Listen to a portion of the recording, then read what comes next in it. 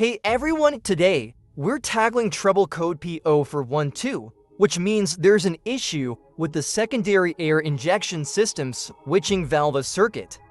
This system helps reduce emissions by injecting fresh air into the exhaust on startup. If you're getting this code, stick around because we'll go step by step to diagnose and fix it. The OBD to code P0412 indicates a problem with the secondary air injection system switching valve circuit. This means the engine control module PCM has detected an issue with the wiring or functionality of the valve that controls the flow of fresh air into the exhaust system during cold starts.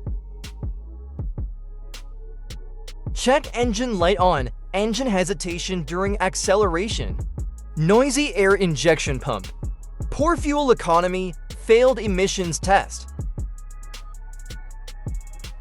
OBD2 scanner, multimeter, basic hand tools, replacement parts. To save more money on car expenses, purchase engine code eraser by clicking the description link below.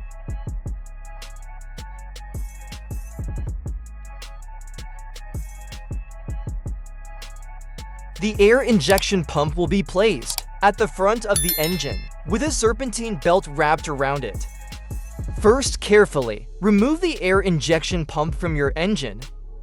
Visually inspect the air injection pump's pump pipe and the connector for any damages.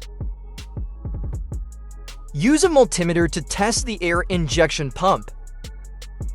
The standard resistance should be close to 0 ohms. If you get a high resistance reading, this indicates the air injection pump is faulty and needs to be replaced.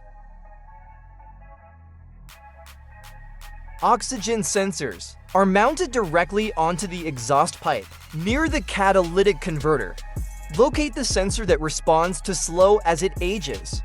Visually check the oxygen sensors, electrical connections, wire harness, and metal tabs for any damages. If the damages are found, then replace the oxygen sensor.